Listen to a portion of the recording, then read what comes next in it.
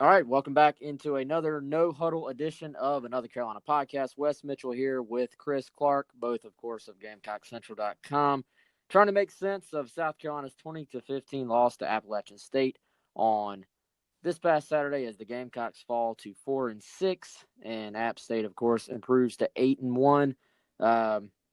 Chris, I know we both took in the game. I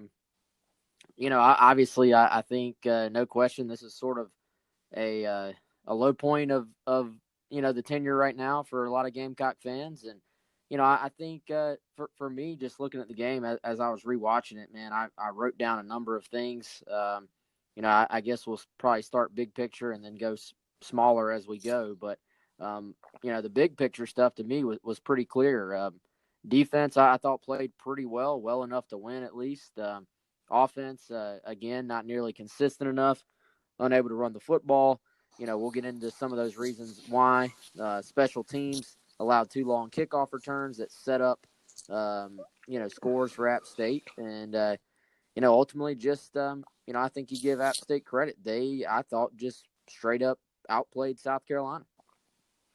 Yeah, they certainly did, Wes. And I think going into this year, again, that this team, the performance, the way the team is structured, so many different things about this Gamecock football team, are different from what we thought going into this year, right? I mean, facing an extremely difficult schedule that maybe is even tougher than originally imagined. But they've had so many disappointments during the season. The personnel's, different in the App State game by far than it was, during the season opener. Schematically, they're maybe a little bit different than you thought.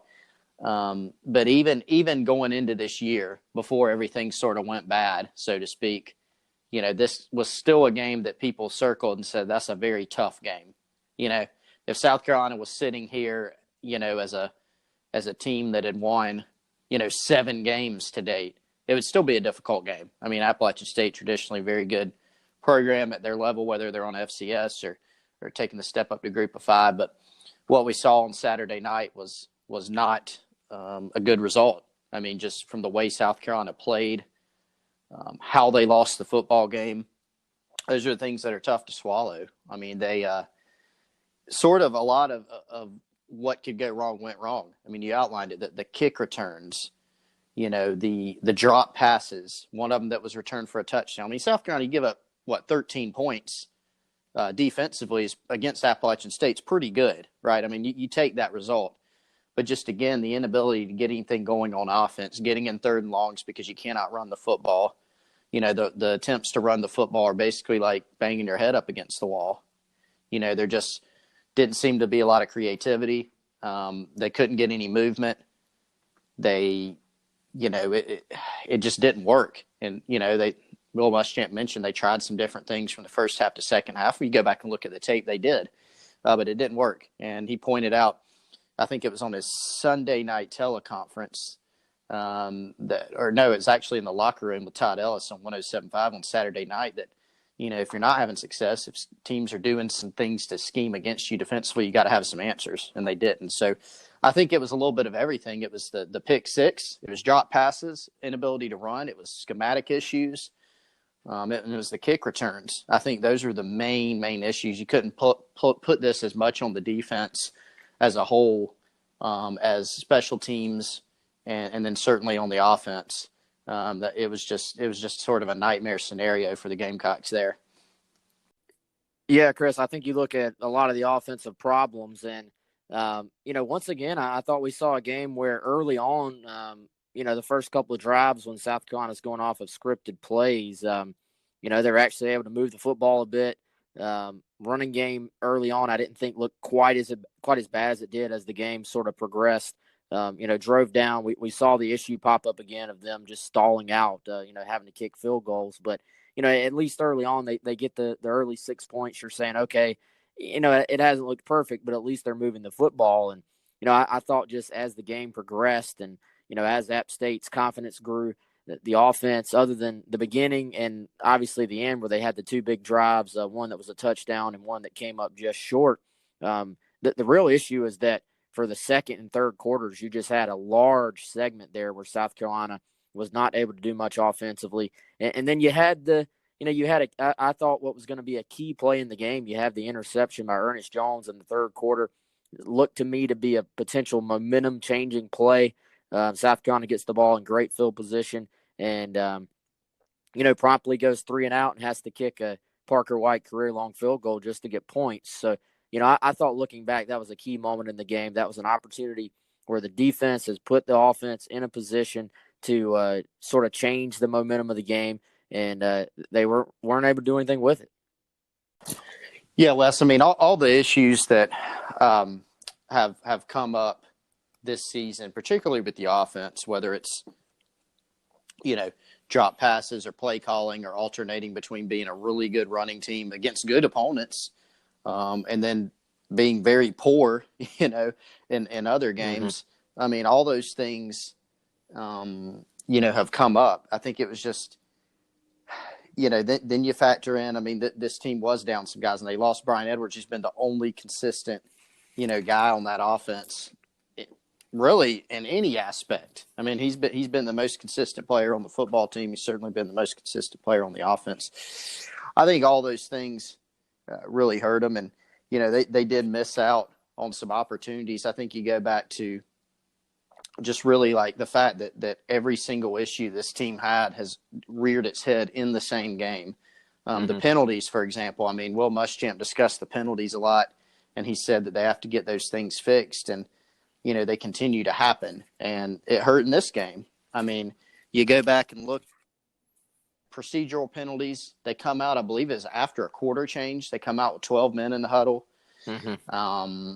You get 2 holding penalties on the last drive. Look, as poorly as South Carolina played on offense in that game, they still had a chance to go win that game in the end, which was almost mind-boggling. They're going down. They get to, hurt themselves with penalties again, but they get a couple long conversions. They get an amazing individual effort by Rico Dowdle, to get the first down. They get down and they got 1st and 9 with a very short window. But I really felt like when they got 1st and 9 that they were somehow, against all odds, going to find a way to win the game. I just felt like something was going to happen 1st and 9 and they were going to be able to somehow punch it in. But then, no, they get a penalty. And so now they're backed up, and almost a miraculous catch by Brian Edwards again, and it wouldn't have counted, which would have been, even more painful for fans. But no, it was just all the different issues that we've seen, that have really sort of compounded the offense being so inconsistent and flat out poor at times. And we saw all those in the same game. And, a lot of people have gotten on Will Muschamp this year, not only about the performance, but about just, owning it. And I guess it makes people feel better for a coach to say, hey, we need to coach better. And I mean, he said that, this week. It's not the only time he said it, but he said it this week. Look, if the players aren't executing, that's on coaching, and we got to do that better. And I think he's come out more strongly, in a more strong sense lately, and said that. And I mean, he's right. They look, the circumstances are not ideal with what they have on the field compared to what they normally do, compared to what they had at the beginning of the season. But you still have to put a better offensive product than that on the field. And you also got, no disrespect to App State, and they're a really good program. And like I said here at the beginning of this podcast, they give any team a game, and it was still going to be a very difficult game, even if this was a really good South Carolina team we're talking about. You got to be able to move the football more, particularly running it. You've got to be able to do a better job than that offensively. It was sort of bizarre in some senses, and the fact that they didn't have any answers was concerning, even taking into account what they had from an injury standpoint and things of that nature. And I think, Wes, it sort of goes back to the secondary point of you're missing 3 wide receivers who've been played various roles for you this year, but there's still guys that, are playing that, they're not able to win, outside. They're not able to consistently catch the football. And so that's something where it goes a little bit back to recruiting. It's sort of like the safety play that was talked about a good bit earlier this season and continues to be talked about is, you're down to, 2-3 guys at safety, but sort of why is that? And I think those are the questions, and fair questions, that people have. Yeah, and I think Chris with the running game, and Muschamp said this as well, and it's completely true. When South Carolina runs the football, generally they have a shot to win the game. When South Carolina, the inverse of that, when South Carolina is not able to run the football, then they absolutely have struggled offensively. And Sure. I think coming into this game, I know I certainly, I don't want to speak for you, but I think you're probably on the same page. I certainly thought this would be a game when you look at the way South Carolina has run the football, when you look at the size difference between the South Carolina offensive line and the App State defensive front, I'm thinking this is a game where even if the passing game struggles, the O-line should be able to just sort of lean on these guys and wear them down as the game progresses. And that was 100% not the case at all. No, it wasn't. And they're coming out and having to throw the ball, 50 times again. And it's just not ideal. I mean, they actually almost made enough plays at the end of the game again to win it. Now, nobody would have felt great about it, but it would have been a win instead of a loss. And that would have been, better. But again, we saw that last drive, just some self-inflicted stuff sort of prevented them from having as good a chance to win it. I mean, they really diminished it. So, yeah, I mean, the running attack, has been, a lot of people have wanted answers to it. I don't know that I have a great one because other than, as Muschamp said, as coaches, got to put the players in better positions. Now, do I know what that is? I really don't. Mm-hmm. I really don't. We don't know schematically what the thought process was as much. They did change in the first half from, they're running the pin and pull stuff and gap scheme, and they changed it in the second half to zone scheme. And it didn't work either. I think part of it was just, honestly, which is this bewildering to say, but they sort of got whipped up front by Appalachian State's defensive line, who does have some good players, but still shouldn't be happening at this level. And then, schematically, I think Appalachian State had figured out some things too.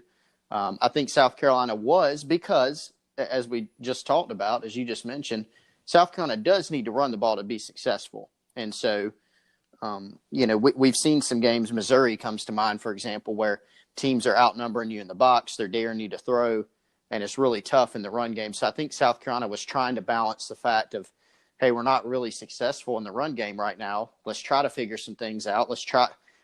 Trying to balance that with sticking with the run, because there is a recognition of, hey, we don't have Shy Smith. We're down some guys. Brian's hurt in the second quarter. We really need to establish the run. We need to be hard-headed with it because we're going to have to establish the run in order to win the game.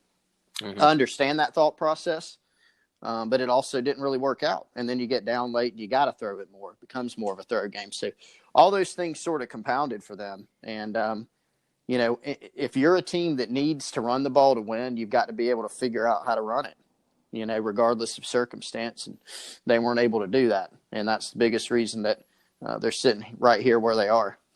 Yeah, and I'm going to try, because I know a lot of people sort of had the same question that we did.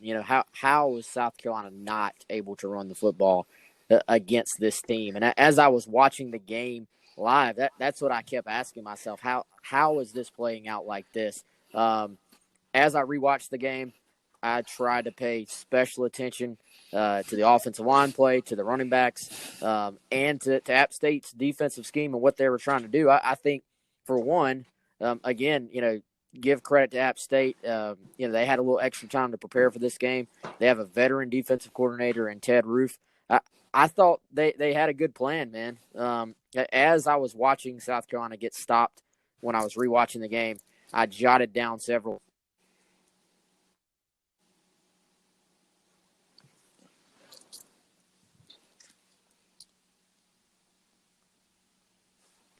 Can you still hear me, Chris?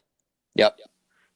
I jotted down several things that that stood out to me.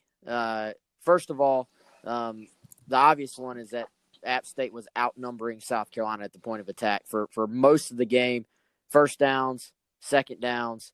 App State has an extra guy in the box, whether that was a safety or, one thing I noticed a lot of times, how South Carolina kept trying to run that bubble screen to the outside, and it actually was sort of successful for them. The reason they had some success getting 5, 6, 7 yards from that is that the thing I noticed is that the linebacker, and a lot of times it seemed like I'm not that familiar with their personnel, but it seemed like they left that extra linebacker on the field as opposed to going, nickel and getting an extra DB out there.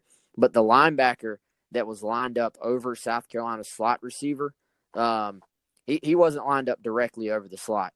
He was basically shifted over into the box. Now sometimes he'd be there, and then right before South Carolina snaps the ball, he basically extends back out towards the slot receiver. But other times, as soon as South Carolina snaps the ball, he's taking 2, 3, 4 shuffle steps back into the box. So, you're talking about having a safety up near sort of either linebacker level or at least creeping up closer to the box, and you're talking about this outside linebacker as opposed to extending out over top of the slot. He's over into the box. Now, I think, when they talk about the run game, they talk about the key to South Carolina's running game is to get, especially, the pin and pull. You want to sort of move the line of scrimmage. You want to move the point of attack and then get your running back in a one-on-one situation. Well, a lot of times with App State having extra defenders up there, as opposed, even if South Carolina blocked it perfectly, it seemed like it landed South Carolina as opposed into one-on-one situations into two-on-one situations, which obviously it isn't going to go your way. Second of all, I thought App State was super aggressive from the linebacker position. First down, second down, they're attacking. They're getting downhill. They're trying to shoot through the gaps. When you run the pin and pull, when you pull that guy out, another offensive lineman is slanting and trying to take away that hole that you just created by pulling two guards in this case. But App State, they're trying to shoot through those holes. And I thought, these guys maybe were a little bit undersized, but they were also quick. And I think when South Carolina has these big, massive guards that are pulling out into space and trying to block these smaller players in space, the App State guys did a great job of getting almost like under the Carolina blocks. And then if they're able to just get under it and sort of put their hand out there, there were multiple times I thought where Carolina's running backs got tripped basically because an App State defender, he maybe doesn't make a form tackle or he maybe doesn't completely defeat the block, but he got low enough that he was then able to sort of just disrupt the play and either trip the Carolina running back or allow his teammates to gang up and get 2 or 3 other guys to the football. So, I thought they slanted their lines a lot. They slanted their defensive line a lot. They pressured with their linebackers. When South Carolina was trying to throw on first and second down, they were sort of adding on to the pressure by, whoever had the running back in coverage. If he sees the running back is in pass protection, he's going to go ahead and blitz. And that was something that was an automatic call, it looked like, and something that I think Georgia did to South Carolina a lot. I remember Muschamp mentioning that earlier in the year. Georgia did that to South Carolina a lot. So, I just thought, South Carolina didn't have answers. There's some things I would like to see them try. But the other side of that is App State just, I thought, had a really, really good plan. And then when South Carolina tried to go inside zone a bunch in the second half, again, it was a numbers thing, but also they just weren't getting pushed. Even the guys that there were the numbers for, there's not movement up front. And that was probably the biggest surprise for me. Yeah, and, on one hand, it's a little difficult because, all that stuff you pointed out, really good insight into sort of what was going on the field. And so you sort of have that tough – you're in that tough spot between, okay, schematically in the run game, they're outnumbering us. So what's your typical counter to that? Well, you typically are going to – you're going to go RPO stuff or you're going to go outside. You're going to throw some bubbles. You're going to get some guys one-on-one. Seemed like South Carolina tried to do some of that, but the problem was, down some receivers, tough to get things going one-on-one. Appalachian State, basically with their game plan, is daring South Carolina, okay, you can take your chances throwing the football and having your receivers win one-on-one against our defensive backs. That's basically the challenge, and South Carolina couldn't answer the call there. If they do, then you force the defense to do – maybe change things up. Maybe you got to devote some guys back. Maybe you got to play some more zone.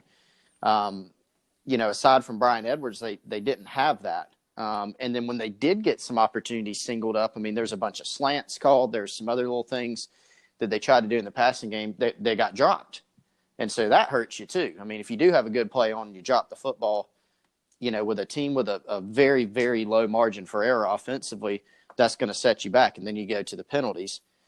All that said, you do still have to find, your job as coaches, and Mm-hmm. Muschamp was pretty upfront about this afterwards, you do have to find some answers. Now, do I know what they are, what they could have done? I'm not really sure. But somehow or another, if you look at Appalachian State's game plan, it's pretty effective running the ball. I think, you still have to be able to run the football better. Mm-hmm. If that's their plan, maybe do some other things in the run game, try to be more creative in order to get some things going in the run because it is so important. And then B, even though, you're down some receivers, even though you got some drop passes, you got to try to find some answers in the passing game as well. Maybe make things easier on the quarterback. You did have some easy throws that were dropped. Make things easier on your receivers. It's hard to say, Wes, exactly what it is. But again, we talk about it a lot, results-oriented business. And, the performance that they got, doesn't cut it.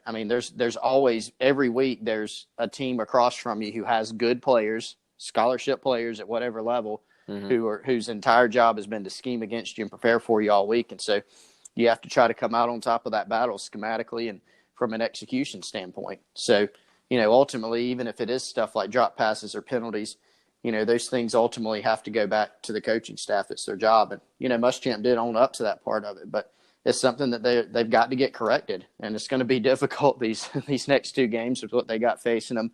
But just for the future of the program, it's a big concern and a legitimate one.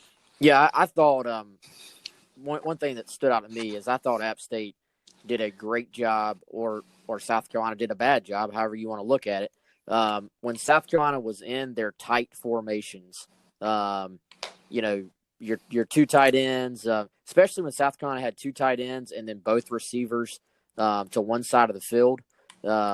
App State, again, they didn't have a guy over the slot at all in those situations. And they basically sort of used a little combo coverage on the outside where you're matching up depending on what the route is, always with the safety over top, especially on Bryant Edwards' side of the field in those situations. But when South Carolina was in two tight ends, I thought, App State did a great job. And really when South Carolina did any sort of tighter formations, there was one, I think, third and short or second and short at some point early on when South Carolina went under center and they had, they may have even had three receivers on the field, but they were all bunched up tight to the formation. They weren't spread out at all. And when South Carolina didn't spread out, it was like App State just used that as an invitation to put even more people close to the line of scrimmage.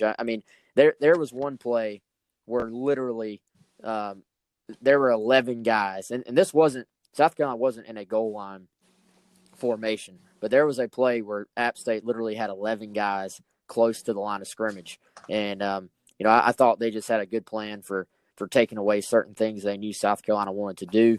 And, again, there wasn't – I would have liked to have seen and I get that they had to be hard-headed with the run, but I would have liked to have maybe seen South Carolina throw on first down on some of those just inside zones they ran in the second half, and then maybe try to open things up to run it on second down potentially. The little bubbles to the outside were there. They were getting some yardage. Maybe you throw that on first down when that slot guy is left uncovered, and then come back with the run. I wondered, first half, especially when Brian Edwards is out, I'm sitting there saying, I've heard, that the Carry-On Joyner got a lot of reps in practice this week, that he played a ton in practice, that there was a huge package for him in the game plan this week. I was sitting there wondering if you're going to have to be stubborn to run the football. They clearly already know the downs you want to run the football because they're trying to take it away. Maybe just give Joyner a drive and see if that extra hat, that you're requiring, helps out. I thought the couple of times he did run the football, they got positive yardage. I want to say he had maybe 2 snaps at quarterback. And I'm not saying any of these things would have definitely worked, but just as the game was going along, those were some things that sort of kept popping into my mind. The downfield passing game, in theory, they absolutely have to find a way to stretch the field. In reality, with that's where I think that, the lack of, veteran or lack of explosive receivers and the lack of protection up front, that's when I think it really hurts you. I don't know. I don't know if trying to throw the ball down the field was going to be any more successful than what they did do. Although in theory, as time goes on, you certainly need to show that you can do that. But I thought that was probably a big part of App State's game plan, is that they knew South Carolina probably wasn't going to be able to do those things, and then they executed. And at times South Carolina didn't. I will say this, and I guess I'm going to stop rambling, but it seemed like later in the game, and yeah, you get different coverages late. I understand that, but it seemed like the more South Carolina sort of spread out App State, and that's sort of counterintuitive because you were missing receivers and stuff, but the final couple of drives, South Carolina's in empty pretty much the whole way, and granted, App State's playing more off coverage and all that stuff, but that to me was the few times South Carolina actually had some things open was when they just spread it out. That some of the balls go to the tight ends. They drop the ball off to Rico Dowdle at times. But when they were in more tight formations, it was like App State was going to just sell their soul to create penetration and stop the run. Yeah, and it does make you wonder. I mean, Will Muschamp was asked a question on a Sunday night teleconference about, why was there more success at the end of the game with dropping the ball off to Rico? And, of course, the game was different at that point. South Carolina is not really trying to establish an offense. At that point, you're scrambling, to go score points. And they're dropping back. Right, and they're dropping back, and they're playing Tampa too. But so it's not really a fair comparison, but it also does make you wonder, should that have been South Carolina's game plan? And that's easy to say in hindsight. If you go in and you say, okay, we're down all these receivers. Brian goes out in the second half, but even going into the game, we're down all these receivers. We're a team that needs to be able to run to win. No, our game plan is now going to be to spread it out and start chucking it all over the place. That might not have been a smart game plan. Yeah. But just within it, you got to wonder within the course of the game whether it's some smaller changes. Should they have gone with some stuff like that? And the answer, I mean, in hindsight, is I think so. Mm-hmm. Now they do have to be able to run the ball better, and what they got both schematically and from an execution standpoint there wasn't good enough. But I think it was just disappointing because I think people were even more concerned about Appalachian State's offense coming into this game. That wasn't really what killed South Carolina. It was the special teams, miscues, the returns that helped lead to scores.